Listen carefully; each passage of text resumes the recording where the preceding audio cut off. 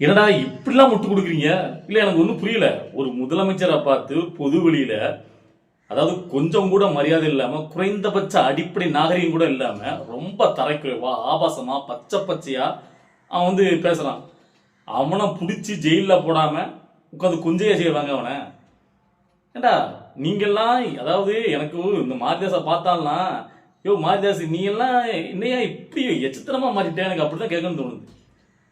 அல்ல அந்தாலும் என்ன பதிவு போட்டுருக்கான்னு கேட்டிங்கன்னா, இப்போ வந்து பார்த்தீங்கன்னா இந்த திருநெல்வேலியில் ஜேம்ஸ் ராஜா அப்படிங்கிற ஒரு நபர், அதாவது சோசியல் மீடியாவில் ரொம்ப தரைக்குறவா அசிங்கமாக நம்ம காது கொடுத்து கேட்க முடியாத அளவுக்கு முதலமைச்சர் விஜய் அதெல்லாம் தரைக்குறவா பேசி ஒரு வீடியோ வெளியிடுறான்.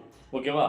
அதுக்கு இப்போ சட்டப்படி அவன் மேலே வந்து பற்றி நடவடிக்கை எடுத்து அவன் ஜெயிலில் இப்போ அடைச்சிருக்காங்க, அவன் மேலே வழக்கு பதிவு பண்ணி. இதுக்கு இந்த டிஎம்கே இருக்குல்ல, டிஎம்கே காரங்க அவங்களுடைய சன் நியூஸ்லாம் பார்த்தீங்கன்னா, அதாவது விஜய் எதிர்த்து கேள்வி கேட்டதுனால விஜயை வந்து பார்த்தீங்கன்னா அவரை பற்றி ஒரு பதிவு சோசியல் மீடியாவில் போட்டதுனால அந்த கைது பண்ணிட்டாங்க, அடக்குமுறை பண்ணிட்டாங்க அப்படின்னு சொல்லி அவங்க போடுறாங்க. அதாவது விஜயை எதிர்த்து கேள்வி கேட்டதுனால அந்த நபர் மீது அடக்குமுறை கையாண்டாங்க அப்படின்னு சொல்லிட்டு அவங்களுடைய சேனலில் அப்படி போடுறாங்க. சரி, அவங்க வந்து அப்படி தானே போடுவாங்க, எது கிடைக்காது அப்படின்னு பார்த்துக்கிட்டு இப்போ வந்து அடக்குமுறை பண்ணிட்டாங்க, ஒரு கருத்து சுதந்திரம் இல்லையா அப்படி அப்படின்ட்டு திமுக பண்ணுன்னு வச்சுருங்களேன். இந்த மாரிதாசும் கொஞ்சம் கூட ஒரு, அதாவது என்ன நடந்துச்சுன்னு அவன் நல்லாவே தெரியும் அந்த மாரிதாஸுக்கு. அது தெரிஞ்சுக்கிட்டும் அதை என்ன போட்டிருக்காரு கேட்டிங்கன்னா, அந்த அளவுடைய அந்த ட்விட்டர் பதிவில், அதாவது விஜயை எதிர்த்து விமர்சனமாக சோசியல் மீடியாவில் ஒரு பதிவு போட்டனால அந்த நபர் வந்து கைது பண்ணியிருக்காங்க. ஆமாம், அவர் அவசியமாக தான் பேசியிருக்காரு, அதுக்காக கைது நடவடிக்கை எடுத்துருவீங்களா? அப்படி பார்த்தீங்கன்னா உங்களுடைய ரூட் மாவியா வார் ரூமில் நீங்கள் என்னென்ன மாதிரி யார் யாரெல்லாம் நீங்கள் கொஞ்சம் விமர்சிக்கீங்க, அப்போ உங்களெல்லாம் நீங்கள் கைது பண்ண வேண்டியதான். உங்களுடைய டிவிக்கு தொண்டர் ரசிகர்கள் எப்படி பேசுறாங்க தெரியுமா? உனா இவங்க இதையே தூக்கிட்டுறானுங்க. நான் கேட்குறேன் மாரிதாஸ்கிட்ட, எந்த டிவிக்கியோடைய நிர்வாகி, கட்சியில் அதிகாரப்பூர்வமாக பதவியில் இருக்க நிர்வாகி பொது வெளியில் இப்படி ஆபாசமா அசிங்கமா யாராவது ஒரு ரசிக தலைவரை விமர்சித்த ஒரு வீடியோ, இந்த ஆள் இந்த ஜேம்ஸ் ராஜா ஒருத்தர் பேசியிருக்கானே, இதை மாதிரி ஒரு வீடியோ பதிவு இருந்தால் நீ சமூகத்தில் எடுத்து போடு, பார்த்துடலாம். இல்லை எங்கேயோ ஒரு வாரம், எங்கேயோ ஏதாவது பார்த்தீங்கன்னா குழுக்கெல்லாம் எங்கேயோ ஒருத்தர் வந்து பேச, இதெல்லாம் தூக்கிட்டு வந்து அவன் கமெண்ட்ல போடுறது. கமெண்ட்ல அப்படி பார்த்தா 1000 பேர் 1008 விதமாக விமர்சனம் பண்ணுறாங்க. கமெண்ட்ல வந்து அசிங்கமாக தான் பேசுகிறான். அதுக்கெல்லாம் வந்து பார்த்தீங்கன்னா அவங்க மேலே கேஸ் போட்டுருக்காங்களா? ஒரு பொது வெளியில ஒரு முதலமைச்சர், இல்லை எனக்கு ஒன்றும் புரியல. விஜய் அவர்கள் அங்கிள் சொன்னது வந்து பார்த்தீங்கன்னா அவ்வளோ பேருக்கு மனசு, அதாவது முதலமைச்சரை பார்த்து எப்படி அங்கிள் சொல்லலாம்? இங்கே ஒருத்தன் எந்த அளவுக்கு தரைக்கிறவா முதலமைச்சரை பேசிட்டு இருக்கான், அது தப்புன்னு அதை ஒத்துக்கிறது தெரியல. அதை வந்து அடக்குமுறை பண்ணிட்டாங்களாம். இதுவா கருத்து சுதந்திரம்? இல்லை எவ்வளோக்குள்ள திமிர் இருந்தா, ரப்பு இருந்தா, அவன் இந்த அளவுக்கு ஒரு முதலமைச்சர் கூட பார்க்காம இவ்வளோக்குள்ள பொதுவில் பேசுறானா? வேணும்னே தான் பேசுறான். தெரிஞ்சது நம்மளுக்கு வந்து பிரச்சனையாகட்டும், இதன் மூலமா நமக்கு ஒரு பப்ளிசிட்டி கிடைச்சிடாதா அப்படின்னு சொல்லி யாரோ ஒரு தூண்டுதல் பேர் தான் அவனுக்கு பேசுறான். இல்லைன்னா இவ்வளோக்குள்ளலாம் ஒருத்தர் பேச மாட்டான். ஏன்னா எல்லாருமே தான் சோசியல் மீடியாவில் விமர்சனம் வைக்கிறாங்களே. இப்போ நாம உட்பட எத்தனையோ பேர் வந்து அரசியல் ரீதியாக விமர்சனம் வைக்கிறாங்க. அது ஒருத்தர் கருத்து நம்மளுக்கு பிடிக்கல, அவங்க பண்ணுற அரசியல் பிடிக்கலன்னா அது வந்து அரசியல் ரீதியாக அவங்க விமர்சனம் பண்ணுறதான் வைக்கிறோம். ஆனால் யாரையுமே இவ்வளோக்குள்ள தரம் தாழ்ந்து அசிங்கமான பேசலையே. ஸோ இவனா படித்தவனா இல்லைன்னா பண்ணி மச்சானான்னு தெரில.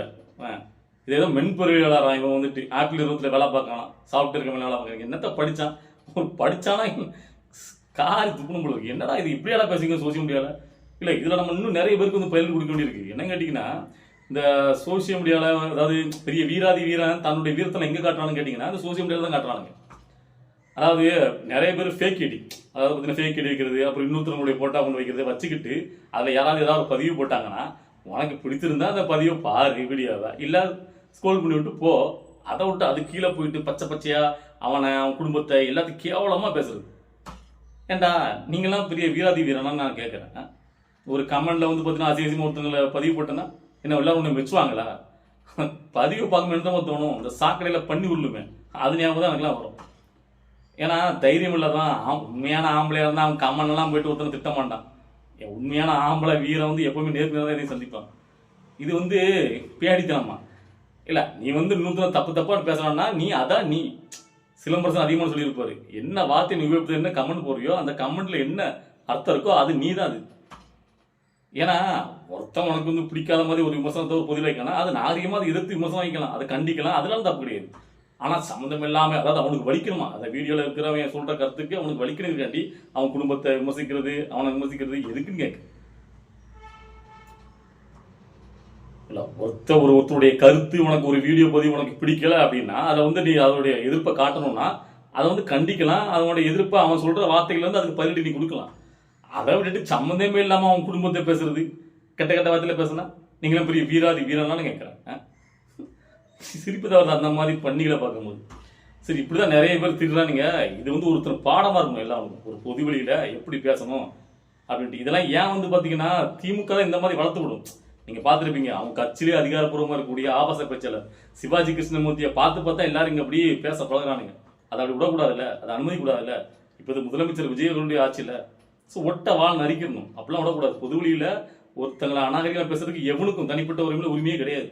அது என்னன்னு கேட்குறேன், கேட்க மாட்டாங்க, என்ன பண்ணுவாங்க, மன்னிப்பு கோர்ட்டை போய் மன்னிப்பு கேட்டுலாம் அப்படிங்கிற திமுறில் தான் எல்லாம் ஆடிட்டு இருக்காங்க. அப்படிலாம் கிடையாது. நீ வந்து விமர்சனத்தை போய் தப்பே கிடையாது, அவங்க பண்ண செயல்பாடுகளை கண்டிச்சு பதிவு போடு, எல்லாமே ரைட்ஸ் இருக்கு. ஆனா இப்படி பச்சை அசிங்கமா பேசுறதெல்லாம் எப்படி விட முடியும்? ஸோ சரியான இது ஜெயலலிதாக்கு உள்ள போட்டிருக்கீங்க. இனிமேல் அவன் வந்து பொதுவில் பேசக்கூடாது. இதுவும் தெரியாம பண்ணா தப்புக்கு வந்து நம்ம உடனே மன்னிப்பு கொடுத்துடலாம். இது தெரிஞ்சே பண்ற திமிரில் வருது, புரியுதில்ல? இதெல்லாம் அவ்வளவு சீக்கிரம் விடக்கூடாது. ஆனா இப்படிப்பட்ட விஷயத்துக்கும் முட்டு கொடுக்குறான் மாரிதாஸ் அப்படின்னா இந்த மாரிதாஸ் என்ன சொல்ல? நானும் இதுக்கு முன்னாடி இந்த ஆளுடைய வீடியோலாம் பார்த்து ஒரு நல்ல ஒரு ஆளு அப்படிங்கிற நினைச்சிருக்கேன். ஆனா இந்த ஆள் சரியான ஒரு எச்சத்தனமான ஆளுன்னு இப்பதான் புரியுது. யாருனே நேரத்தை பத்தி இந்த ஆளை பத்தி நம்ம பேசியாச்சு.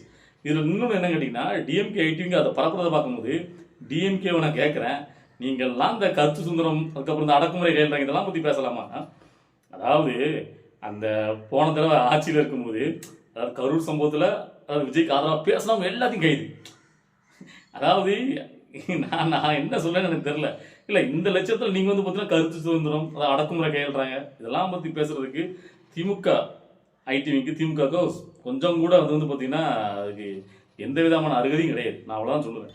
இல்லை, அதுக்கப்புறம் இன்னொரு விஷயத்தையும் இந்த மாரிதாஸ் பண்ணுறான். என்ன கேட்டிங்கன்னா, அதாவது உங்களுக்கு தெரியும், டெய்லி நியூஸ் பேப்பர் எடுத்தீங்கன்னா அந்த 4வது பக்கத்தில் 5வது பக்கத்தில் எங்கேயாவது பார்த்தீங்கன்னா அதாவது ஒருத்தனை வெட்டிட்டான், ஒருத்தனை அடிச்சுட்டான், ஒருத்தனை ஏதாவது ஒரு குற்ற சம்பவம் அந்த எப்படியும் மூலையில் எங்கேயாவது தமிழ்நாடு முழுக்க ஏதாவது கிராமப்புறத்தில் ஏதாவது ஒரு சம்பவம் நடக்கும்ல. அது கண்டிப்பாக எல்லா நாள் நியூஸ் பேப்பர் எடுத்து பார்த்தாலும் விபத்து குற்றங்கள் எல்லாமே இருக்கும். உங்களுக்கு பேப்பர் படித்தவங்களுக்கு தெரியும். ஸோ இவன் இப்போ என்ன ஆரம்பிச்சுன்னு கேட்டிங்கன்னா, அதாவது எந்த மூலையில் என்ன குற்றம் இருந்தாலும் அவர் ட்விட்டர் கோயிலில் போட்டு பாத்தியா இது 10வது குற்றங்கள், 12வது குற்றம், 14வது குற்றம், 40வது குற்றம்னு டெய்லி அதாவது நிமிஷத்துக்கு நிமிஷம் அதாவது தமிழ்நாட்டில் எங்கேயாவது ஆலோசனை எங்கேயாவது ஒன்று நடத்தக்கூடாது அதை எடுத்து போடு, அதை வீடியோ ஃபுட்டேஜ் எனக்கு அனுப்பு, நான் போடுறேன். என்னதான் கீழே என்னன்னு எனக்கு புரியல. இவ்வளோக்குள்ளோ அதாவது அந்த மனுஷன் பதவி ஏற்றுன்னு 1 மாசம் கூட ஆகல, அதுக்கு முன்னாடி எப்படியாவது அது வந்து திமுகவோட சேர்ந்துக்கிட்டு அது வந்து பார்த்தீங்கன்னா களங்கம் விளைவிக்கணும், அது ஆட்சி சரியில்லைன்னு கொண்டு போய் மக்களை சேர்க்கணும். என்னென்ன அதாவது காசு கொடுத்து மின்வெட்டுக்கு வேற, அதாவது பார்த்தீங்கன்னா ஏதாவது டிரான்ஸ்ஃபார்மரில் ஏதாவது போக வச்சு ஆளை வச்சு அப்படி பண்ணி இப்படி பண்ணி கரண்ட் கட்டானா மக்கள் கோவப்படைவாங்கல்ல. ஸோ இவங்களுக்குலாம் அந்த ஆட்சியால் தகுதி இல்லைன்ட்டு ஸோ அவர் பண்ணக்கூடிய நல்ல விஷயங்கள் எதுவுமே வெளியே தெரியாத மாதிரி பண்ணணும் அப்படின்ட்டு அதாவது எல்லா பக்கமும் பார்த்தீங்கன்னா நெகட்டிவிட்டி தான் பரப்புறாங்க. ஸோ நான் இதுக்கு தான் திரும்ப நான் சொல்லிட்டு இருக்கேன். அதாவது விஜய் அவர்கள்ட்ட நீங்கள் ஒரு டிவி சேனல் ஆரம்பிங்க, அதாவது உங்களுடைய நல்ல விஷயங்களை மக்கள்கிட்ட போய் கொண்டு சேர்க்கணும், அது டிவி சேனல் ரொம்ப ரொம்ப அவசியமானது அப்படின்ட்டு. நாம் இதோட 3வது தடவை சொல்கிறோம். நான் மட்டும் தான் சொல்லிட்டு நினைக்கிறேன். இதான் தலைமை பார்க்குமா இல்லைன்னு தெரில. நீங்கள் பார்த்துட்டு இருக்கணும், அது இந்த வீடியோவை ஷேர் பண்ணணும். அதிகமாக ஷேர் பண்ணாதான் அவங்களாம் பார்க்க வாய்ப்பு இருக்குது. இதையும் நீங்கள் ஷேர் பண்ண மாட்டீங்க, வியூஸும் போக மாட்டேங்குது. ஸோ அப்புறம் எப்படி அதெல்லாம் போய் சேரும் அவங்ககிட்ட? ஏன்னா இப்போ கூட நீங்கள் பாருங்கள், அவர் இன்னைக்கு விவசாய கடன் தள்ளுபடி பண்ணியிருக்காரு. இந்த விஷயம் இப்போ எத்தனை பேர் தெரியும்? கிராமப்புற மக்கள் எத்தனை பேருக்கு இது ரீச் ஆகி நினைக்கிங்க? ஏன்னா எல்லா நியூஸுக்குள்ள எல்லா நியூஸ் ஊடகங்களையும் அங்கே நடக்கிற தப்புகள், தமிழ்நாட்டில் நடக்கக்கூடிய அந்த தப்புகளை தான் கொண்டு போய் போட்டுட்டு இருக்கானுங்க. விஜய் அவர் பண்ண எல்லா விஷயத்தையும் கொண்டு போடுறான். 50,000 ரூபாய்க்கு உங்களுக்கு காலம் தள்ளுபடி இருக்காரு, விவசாய கடன் தள்ளுபடி சொன்ன மாதிரி செய்கிறாரு. இப்போ வந்து பார்த்தீங்கன்னா அந்த நடிகர் சங்கம் வந்து பார்த்தீங்கன்னா தென்னிந்திய சங்கம்லாம் வந்து பார்த்தீங்கன்னா இந்த சினிமா தயாரிப்பாளர்கள்லாம் பார்த்தீங்கன்னா கோரிக்கை வச்சுருந்தாங்க. அதாவது 5 காட்சிகளுக்கு எங்களுக்கு வந்து அனுமதி கொடுக்கணும் அப்படின்னு சொல்லிட்டு. ஸோ புது படம் ரிலீஸ் ஆகும்போது எப்பவும் பார்த்தீங்கன்னா ஒரு புது படம் பெரிய ஸ்டார் படம்னா தான் பார்த்தீங்கன்னா அதுக்கு போயிட்டு முன்னாடி போயிட்டு முந்தின நாள் அதாவது பெர்மிஷன் கேட்டு அது ரிலீஸ் ஆகுதா இல்லையான்ட்டு ஒரு பெரிய சர்ச்சையாக போயிட்டு இருக்கும். ஸோ அவங்க கேட்டதுக்கு இன்னைக்கு வந்து பார்த்தீங்கன்னா அதாவது ஒரு புது படம் ரிலீஸ் ஆகுதுன்னா அது சின்ன படம் பெரிய படம்லாம் கிடையாது. புது படம் ரிலீஸ் ஆகுதுன்னா முதல் 7 நாளைக்கு 5 ஷோ வந்து அனுமதி கொடுத்துட்டாரு. யார்ட்டையும் போயிட்டு நீங்கள் வந்து பெர்மிஷன் வாங்கன்னு அவசியம் இல்லை. அதேமாதிரி சனி ஞாயிறு பொது விடுமுறைனாலும் அது 5 ஷோ நீங்கள் ஓட்டிக்கலாம். ஸோ இப்படி ஒவ்வொரு விஷயமா பார்த்து அடுத்த ஸ்டெப் பண்ணிட்டு தான் இருக்கிறது மனுஷன். அது மட்டும் இல்லாமல் இன்னைக்கு வந்து பார்த்தீங்கன்னா சட்ட ரொம்ப முக்கியமாக ஆலோசனை நடத்திருக்காரு. நான் தொடர்ந்து குற்றங்கள் நடந்துட்டு இருக்க ஒரு பக்கம் அதெல்லாம் கட்டுப்படுத்தணும், தீவிரமாக தண்டனை கொடுக்கணும் அப்படின்ட்டு. எனக்கு தெரிஞ்சு இப்போ நடந்த அந்த கோவை சிறுமி அந்த விஷயத்துலலாம் பார்த்தீங்கன்னா மிகப்பெரிய உச்சபட்ச தண்டனை கொடுப்பான்னு நினைக்கிறேன். யாருக்குமே இந்த தூத்துக்குடி +2 மாணவி பார்த்து போது ஒரு பாலியல் துன்பத்தில் அப்படியே இறந்து போச்சு இல்லை, அதுக்கு இப்போ தண்டனை கொடுத்தாங்க. இது வரைக்கும் இவ்வளோ விரைவாக தண்டனை கொடுத்தது என்னது எனக்கு தெரிஞ்சு அது முதலமைச்சர் விஜய் அவர்கள் ஆட்சி இருக்கிறனால தான் அது கொடுக்கப்பட்டிருக்கு. இதே மற்ற கட்சி ஆச்சுன்னா இன்னும் எடுத்துகிட்டே போயிருப்பாங்க. இல்லை ஏதாவது ஒரு தேர்தல் சமயத்தில் கிட்ட நெருங்கும் போது அந்த மாதிரி தீர்ப்புலாம் வரும். ஆனால் உடனடியாக இதுக்கும் தீர்ப்பு கொடுத்துருக்காங்க. அதுவும் 8 ஆயுள் தண்டனை. ஸோ அது வந்து ரொம்ப நம்ம இது வந்து ரொம்ப அவசியமானது. அந்த பயம் வரணும். அதாவது இப்படிலாம் உடனுக்குடனே பார்த்தீங்கன்னா ஒரு அதிரடியான ஒரு உச்சபட்ச தண்டனை கிடைக்கும் போது தான் அதை செய்யறதுக்கு அவன் கை நெட்டுக்கணும், அவன் யோசிக்க கூட வரக்கூடாது, அப்படி யோசிக்க கூட அவனுக்கு மனசு வரக்கூடாது, அப்படி ஒரு பயத்தை கொடுக்கணும் அவனுக்கு. இல்லைன்னு பெண் பிள்ளைகளை பாதுகாக்கவே முடியாது. ஸோ அதை பண்ணிட்டு அடுத்த கட்டமாக போதையை குடிக்கிறதுக்கு உச்சக்கட்ட நடவடிக்கணும். அவருக்கு கொஞ்சம் டைம் கொடுக்கணும். இங்கே தான் அதுக்குள்ளேயே பார்த்தீங்கன்னா சுற்றி அடிக்காங்களே, அது இப்படி இது அப்படி அது இப்படி இது அப்படின்னு. ஏதாவது இவங்க ஆட்சியெல்லாம் பார்த்தீங்கன்னா எல்லாமே பக்காவா க்ளீனாக இருந்த மாதிரி. அதாவது இவ்வளோ வருஷமா ஆட்சி அதிகாரத்தில் இருந்தவங்களுக்கே அந்த சட்டத்தை வந்து ஒழுங்கெல்லாம் படுத்த முடியல, அதை பெண்களுடைய பாதுகாப்பு நிலைநிறுத்த முடியல. ஸோ எவ்வளோ தடுமாற்றம். கடைசி தேர்தலுக்கு முந்தின வரைக்கும் எவ்வளோ பிரச்சனை நடந்துட்டு இருந்துச்சு. அப்படி இருக்கும்போது முதல் முறையாக ஆட்சி அதிகாரத்தில் வந்தவங்களுக்கு கொஞ்சம் நம்ம அவங்களுக்கு கால அவசரம் கொடுக்கணும்ல, அதுக்குள்ளேயே போட்டு நெரிக்கிறது. பார்க்கலாம், இது எல்லாத்தையும் மனுஷன் சமாளிச்சுவாரு. அவரு பார்க்காததா, அவர் எல்லாம் தெரிஞ்சுதான் வந்திருக்காரு, அவர் இதுக்கெல்லாம் அசர மாட்டாரு. கொஞ்சம் டைம் கொடுக்கணும், ஓகேவா? அதுதான் டைம் கொடுத்தா எல்லாத்தையுமே அவர் சரி பண்ணுவார். நம்ம அந்த நம்பிக்கை தான் இருக்கும், அதை பண்ணுவார். ஏன்னா அவர் வந்து அவ்வளோ சீக்கிரமாக வந்து பார்த்தீங்கன்னா விட்டுற மாட்டார். ஏன்னா இவ்வளோக்குள்ளே வந்து பார்த்தீங்கன்னா எதிராக நிற்கிற எல்லாத்தையும் அடி துவம்சம் பண்ணிட்டு ஆட்சியை பிடிச்சிருக்காரு. ஸோ அதனால் அவர் சிறப்பாக பண்ணுவார் நம்ம எதிர்பார்க்குறோம். சரி, ஓகே. இன்னைக்கு இந்த வீடியோ பார்க்கும்போது உங்களுக்குலாம் என்ன தோணுது? உங்களுடைய கருத்துக்களை கமெண்ட்ல பதிவு பண்ணுங்க. நம்மளுடைய வீடியோ அடுத்தடுத்த அரசியல் நிகழ்வை பார்த்துட்டு உடனே வரும், ஓகேவா?